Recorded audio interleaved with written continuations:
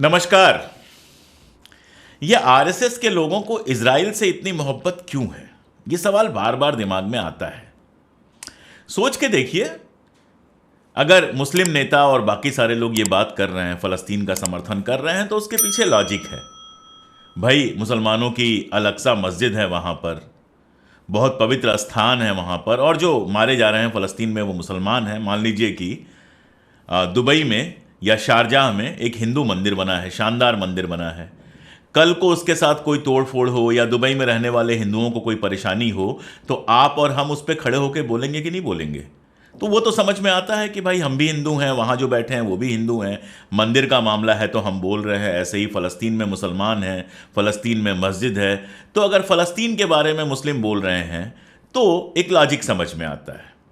बाकी हमारे जैसे लोग बोल रहे हैं तो भी एक लॉजिक समझ में आता है, क्योंकि ऐतिहासिक सच है ये। मैं एक लंबे वीडियो में बता चुका हूं और सारी दुनिया अब ये जानती है कि इजराइल ने फ़लस्तीन की ज़मीन पर कब्ज़ा किया हुआ है, फ़लस्तीनियों की आज़ादी छीनी हुई है, लगातार फ़लस्तीनियों को उनके घरों से, गाँव से, कस्बों से बेदखल करके और अपना देश बसाया है। तो समझ में आता है हमारे जैसे जो लोग बोल रहे हैं वो न्याय के पक्ष में बोल रहे हैं कि भाई, फ़लस्तीनियों का भी हक है कि उनका भी अपना एक देश हो, उनका भी हक है कि वो ईमानदारी से और शांति से वहाँ पर रह सकें, बिना किसी खतरे के यहाँ से रह सकें। ये समझ में आता है। लेकिन आरएसएस, सुधीर चौधरी जैसे लोग, या फिर गोदी मीडिया जिसको कहते हैं, वो सारे लोग, या फिर इन सब संगठनों से जो नहीं जुड़े हैं, वो भी जो ट्रॉल्स हैं दक्षिणपंथी, जो 24 घंटे यहां पर हिंदू मुस्लिम करते रहते हैं, उनका आखिर ऐसा क्या स्वार्थ है कि वो इजराइल के साथ स्टैंड विद इजराइल कर रहे हैं? अल जजीरा अखबार में एक रिपोर्ट छपी और वो रिपोर्ट कहती है कि दुनिया में सबसे अधिक अगर फेक न्यूज़ कहीं से आ रहा है इजराइल के पक्ष में, तो वो भारत से आ रहा है। इसके पहले बाकायदा एक ट्वीट आया था, जिस ट्वीट में कहा गया कि बेंजामिन नेतन्याहू के ट्वीट के नीचे जितने कमेंट्स आ रहे हैं उसमें दो तरह के कमेंट हैं। या तो हिब्रू में कमेंट हैं, यानी कि यहूदियों के कमेंट हैं जो उनसे इस्तीफा मांग रहे हैं, या फिर हिंदी में कमेंट हैं जो स्टैंड विद इजराइल कर रहे हैं। तो सोच के देखिए कि आखिर आरएसएस का वहां क्या स्वार्थ है। वहां जो लोग रहते हैं वो यहूदी हैं। यहूदी धर्म का हिंदू धर्म से कोई लेना देना नहीं है। यहूदी धर्म जो है वो मूर्ति पूजा के खिलाफ है। हिंदू धर्म में मूर्ति पूजा होती है, यहूदियों का खतना होता है, हमारे यहाँ ऐसा कुछ नहीं होता है। बिल्कुल ही दो अलग अलग धर्म है जिनका कोई ऐतिहासिक रिश्ता भी नहीं रहा है। ऐसा भी नहीं रहा है कि इतिहास में कोई रिश्ता रहा है। हाँ, एक थीरी है कि जो लोग खुद को चित्पावन ब्राह्मण कहते हैं, उन लोगों के बारे में एक थीरी है। हालांकि इस थीरी को सभी स्वीकार नहीं करते हैं, कुछ लोग मानते हैं, कुछ लोग नहीं मानते हैं, कि चित्पावनी ब्राह्मण जो हैं वो दरअसल इजराइल से आए थे और यहां आकर फिर वो चित्पावनी ब्राह्मण हो गए, ये कहा जाता है। एक थीरी है बाकायदा। शायद उनका जो गोरा रंग, लंबा कद और ब्लू नीली आंखें जो होती हैं, उसकी वजह से हो सकता है ये थीरी बनाई गई हो। सच भी हो सकती है, गलत भी हो सकती है, लेकिन सैकड़ों साल पहले की बात है। अब तो चित्पावनी ब्राह्मण पूरी तरह से भारत में बसे हुए हैं, भारतीय धर्म में हैं, मूर्ति पूजा करते हैं, सामान्य हिंदू जैसे रहता है वैसे रहते हैं। तो फिर आखिर क्या रिश्ता है? सुधीर चौधरी जैसे गोदी मीडिया के जो पत्रकार हैं वो कहते हैं कि मुसलमानों के तो बहुत सारे देश हैं, इजराइल यहूदियों का इकलौता देश है, तो सारे मुसलमान देश जो हैं वो मिलके फ़लस्तीनियों को शरण क्यों नहीं दे देते हैं? क्या गज़ब का तर्क है। मतलब कोई अपना देश छोड़ दे इसलिए कि सामने वाले के पास कोई देश नहीं है। इस पर तो ये भी कहा जा सकता है कि पूरे यूरोप से यहूदी निकल के इजराइल में आए थे। यूरोप का ये अपराध है कि यहूदियों को अपने अपने देश छोड़ने पड़े। तो यूरोप के सारे देश थोड़ी थोड़ी जगह क्यों नहीं खाली कर देते हैं जिसमें यहूदी रह जाएं, या यूरोप के सारे देश मिलकर एक कॉमन ऐसा ज़मीन क्यों नहीं उनको दे देते हैं जिसमें यहूदी रह जाएं? आखिर फ़लस्तीन पे ही कब्ज़ा क्यों करना पड़ा? खैर, असल में देखेंगे आप तो बहुत मज़ेदार इतिहास है। जब द्वितीय विश्व युद्ध चल रहा था या उसके भी पहले, सारा खेल क्या था कि द्वितीय विश्व युद्ध हुआ और उसके पहले हिटलर शासन में आता है और हिटलर यहूदियों के खिलाफ नरसंहार शुरू करता है। यहूदियों को उनके घर से निकाल देता है, यहूदियों की हत्याएं करवाता है और यहूदी वहां से भाग भाग के इजराइल में आकर बसने आते हैं। और बाद में सेकेंड वर्ल्ड वॉर के बाद ब्रिटेन और बाकी सारे देशों ने बाकायदा उनको फैसिलिटेट किया कि वो इजराइल में बस सकें। 1947-48 में उनको 55% ज़मीन यूएन ने दे दी कि आप यहाँ पर अपना देश बसा लो। तो दोषी कौन हुआ यहूदियों का? हिटलर। लेकिन उस दौर में आरएसएस और उनका जो संगठन था, हिंदू महासभा, उसके जो नेता थे सावरकर या फिर गोलवरकर और बाकी सारे लोग, ये हिटलर का समर्थन कर रहे थे। यानी हिटलर जब यहूदियों को सता रहा था तो ये हिटलर का समर्थन कर रहे थे। अब यहूदी जब फलस्तीनियों को सता रहे हैं तो ये यहूदियों का समर्थन कर रहे हैं। समझ में क्या आता है? समझ में यह आता है कि ये हमेशा सताने वाले के साथ खड़े रहते हैं। भाई अगर आप हिटलर के साथ खड़े थे, इसका मतलब क्या है? हिटलर सही था। और अगर हिटलर सही था तो क्या है कि यहूदी बुरे हैं, तो आपको यहूदियों के साथ कभी खड़ा नहीं होना चाहिए। जब यहूदी संकट में थे, उनको उनके घरों से निकाला जा रहा था, मारा जा रहा था, तब तो आप जाके हिटलर के साथ खड़े हो गए थे। और अब जब यहूदी जो हैं, और यहूदी भी नहीं, यहूदियों के बीच का एक छोटा सा हिस्सा जियोनिस्ट जो हैं, वो फलस्तीनियों से ज़मीन छीन रहे हैं, फलस्तीनियों को मार रहे हैं, छोटे छोटे बच्चों को मार रहे हैं, तो आप जाके किसके साथ खड़े हो जाते हैं? जियोनिस्टों के साथ, बेंजामिन नेतन्याहू के साथ खड़े हो जाते हैं। ये रिश्ता क्या कहलाता है भाई? ये रिश्ता ये बताता है नंबर 1 कि जो भी उत्पीड़क होता है, जो भी सताने वाला होता है, ये जो हमारे यहाँ का ट्रॉल गैंग है, हमारे यहाँ का राइटिस्ट है, क्लास है, ये उसके साथ खड़ा हो जाता है, नंबर 1। दूसरा, कॉमन क्या है? कॉमन सिर्फ इतना है कि फलस्तीनी मुसलमान है, तो मुसलमानों के खिलाफ जो खड़ा है, आपको लग रहा है वो आपका दोस्त है। तो जो मुसलमानों के लिए नफरत आपके देश में है, उसके चलते आप जाकर इजराइल के साथ खड़े हो जाते हैं। और उसके बाद आप उम्मीद करते हैं कि मुसलमान कैसे हों? डॉक्टर अबुल कलाम जैसे हों, हमारे पूर्व राष्ट्रपति जैसे हों। कैसे हो जाएंगे भैया? हिंदुस्तान छोड़ दीजिए, हिंदुस्तान में तो आपने जीना हराम करने की पूरी कोशिश की हुई है। यहां से सैकड़ों किलोमीटर दूर फलस्तीन और इजराइल में जो वार चल रहा है, वहां भी जो मुसलमानों को परेशान कर रहा है, आप उसके साथ सिर्फ इसलिए खड़े हैं क्योंकि मुसलमान परेशान हो रहे हैं।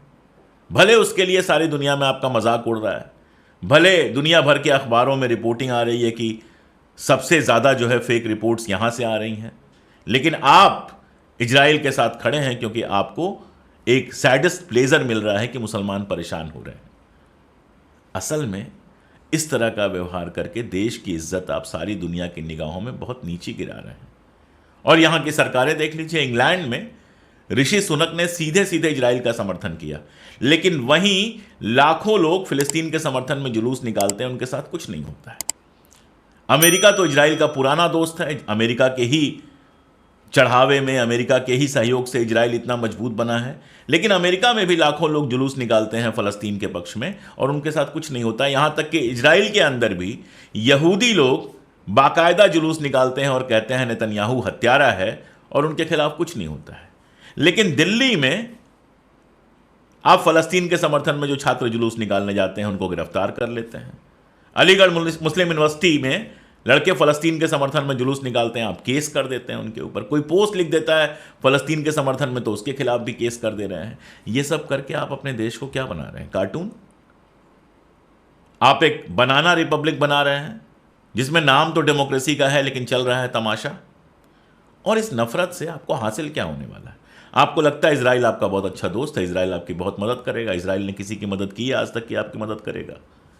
आप ट्रेड जानते हैं भारत का? जरा अरब देशों से ट्रेड जो है उसकी तुलना कर लीजिए इजराइल के साथ ट्रेड की।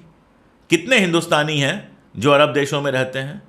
सऊदी में रहने वाले हिंदुस्तानी, दुबई में रहने वाले हिंदुस्तानी, शारजाह में रहने वाले हिंदुस्तानी, ओमान में रहने वाले हिंदुस्तानी, लाखों लोग हैं।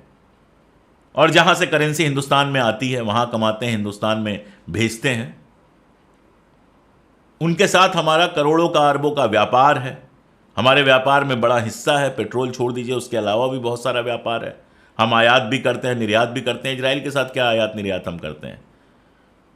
सिर्फ इतना कि अदानी जी के पोर्ट से लेके और हाइफा पोर्ट तक जो एक नया रूट G20 में पास हुआ है, उस रूट से अदानी जी को फायदा होना है। इसके अलावा इजराइल से हमारा क्या व्यापार है जिसको लेके इतना पागल है? हालत यह है कि जितने भी हमारे गोदी मीडिया के एंकर हैं सारे के सारे इजराइल पहुंच गए हैं, रूबिया लियाकत हो या बाकी लोग हों। और इजराइल से, उसी इजराइल में जो नेतन्याहू के खिलाफ जुलूस निकल रहा है वो उनको दिखाई नहीं दे रहा है। इजराइल में बैठकर वो सिर्फ फलस्तीन के खिलाफ एजेंडा चला रहे हैं। इंटरव्यू किसका ले रहे हैं? इंटरव्यू इजराइल के सैनिकों का ले रहे हैं, इजराइल के लोगों का ले रहे हैं। किसी की हिम्मत नहीं है कि जरा गाजा के पास चले जाएं, वहां देखें कि जो सामूहिक कब्रें बन रही हैं, जो बच्चे मारे जा रहे हैं, जो हज़ारों बच्चे मार दिए गए हैं, हालत ये है कि मानवीय सहायता जो यूएन लेके गया था वो भी नहीं पहुंचाने दी जा रही है, उस पर तो किसी की कोई रिपोर्ट नहीं आ रही है। और ये सब करके, जैसा मैंने कहा, दुनिया में हमारा तमाशा बनाया जा रहा है। तो आरएसएस, बीजेपी या बाकी सारे लोगों का इजराइल से जो रिश्ता है वो सिर्फ नफरत का रिश्ता है।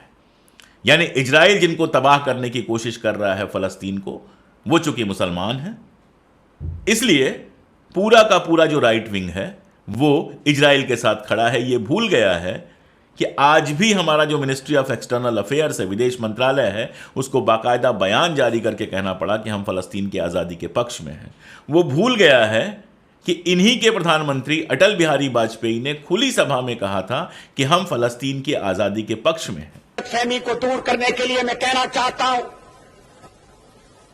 कि हम हर एक प्रश्न को गुण और अवगुण के आधार पर देखेंगे,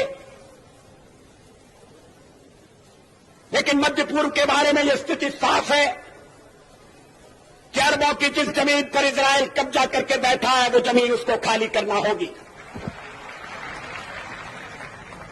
आक्रमणकारी आक्रमण के फलों का उपभोग करे, ये हमें अपने संबंध में स्वीकार नहीं है। तो जो नियम हम पर लागू है वो औरों पर भी लागू होगा। अरबों की जमीन खाली होना चाहिए। जो फिलिस्तीन है, उनके जो फिलिस्तीनी हैं, उनके उचित अधिकारों की प्रस्थापना होना चाहिए। इजराइल के अस्तित्व को तो सोवियत रूस ने, अमेरिका ने भी स्वीकार किया है, हम भी स्वीकार कर चुके हैं। मध्य पूर्व का एक ऐसा हल निकालना पड़ेगा जिसमें आक्रमण का परिमार्जन हो और स्थायी शांति का आधार बने। तो भारत सरकार का जो पक्ष है उस पक्ष के भी खिलाफ जा रहे हैं। अगर देशभक्ति और देशद्रोही की परिभाषा में देखिए तो देशद्रोहियों वाला काम कर रहे हैं। लेकिन नफरत जो ना कराए, मोहब्बत आपके दिमाग को बहुत ताज़ा कर देती है। मोहब्बत आपके दिमाग को हक बात के साथ खड़े होने की ताकत देती है, और नफरत आपके दिमाग को कूड़ा बना देती है। आप उसी के खिलाफ खड़े हो जाते हैं जिसके समर्थन में होने की कोशिश कर रहे थे। युद्ध का क्या होगा, युद्ध का क्या नतीजा होगा, अब तो हालत यह है कि जो बिडेन का भी एक बयान आ गया कि फ़लस्तीन के बच्चों के साथ जो हो रहा है वो अच्छा नहीं हो रहा है। लगातार यूएन का बयान आ ही रहा है। ऋषि सुनक ने अभी $10 मिलियन की सहायता दी है, फ़लस्तीन में मानवीय सहायता दी है। दुनिया का समीकरण इतना सीधा नहीं है जितना ये दक्षिणपंथी समझते हैं। लेकिन हाँ, जो इलाका, जो देश लगातार हमारे दोस्त रहे हैं, अरब देश, फ़लस्तीन, जो हमेशा हमारे समर्थन में रहे हैं, उनको अपना दुश्मन बना के देश का कितना हित ये कर रहे हैं, इस बात को आप सोचिएगा। एक बात सोच कर देखिए कि यहाँ के जो मुसलमान या न्यायप्रिय लोग फ़लस्तीन के मुद्दे पर फ़लस्तीन के साथ खड़े हो रहे हैं या फ़लस्तीन में जो अत्याचार हो रहा है उसके खिलाफ बोल रहे हैं, उस पर आप उन्हें गिरफ्तार कर रहे हैं या उनको देशद्रोही कह रहे हैं या बाकी सारी चीज़ें कर रहे हैं। तो कल दुनिया के किसी और देश में अगर हिंदुओं के साथ ऐसा कुछ होता है, अगर मंदिरों के साथ ऐसा कुछ होता है, अगर गुरुद्वारों के साथ ऐसा कुछ होता है और हम और आप खड़े होकर बोलते हैं, तो किस हक से बोलेंगे? आप उनकी मुसलमानों की देशभक्ति पे सवाल उठा रहे हैं कि वो तो फ़लस्तीन के पक्ष में है, तो फ़लस्तीन कोई दुश्मन मुल्क है? फ़लस्तीन ने भारत के ऊपर आक्रमण किया है। बात तो तब हो ना जब भारत के ऊपर कोई देश आक्रमण करे, भारत के खिलाफ कोई काम करे और इस देश का मुसलमान उसके साथ खड़ा हो जाए। 1965 के वार में अब्दुल हमीद पाकिस्तान का समर्थन तो नहीं कर रहे थे, पाकिस्तान का पैंटन टैंक तोड़ रहे थे। 1972 के वार में हमारे देश के मुसलमान पाकिस्तान के साथ तो जाकर खड़े नहीं हो गए थे। आज तक के इतिहास में आज़ादी के बाद जब भी पाकिस्तान से हमारा युद्ध या विवाद हुआ है तो हमारे मुसलमान, हमारे देश के मुसलमान कभी इस देश के खिलाफ तो नहीं खड़े हुए हैं। लेकिन फ़लस्तीन और इजराइल के बीच में वो फ़लस्तीन के साथ खड़े हो गए तो आप कह रहे हैं वो देशद्रोही हैं। ये कौन सी बात होती है भाई? जैसा मैंने बताया कि फ़लस्तीन में अल अक्सा मस्जिद है, वहाँ मुस्लिम्स हैं और उनके ऊपर अत्याचार करने वाला हिंदुस्तान नहीं, इजराइल है।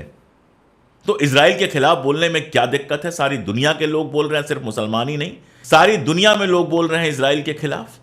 ब्रिटेन की नाक के नीचे मैंने बताया कि इजराइल के खिलाफ जुलूस निकल रहे हैं, अमेरिका में निकल रहे हैं, सारी दुनिया में बात हो रही है।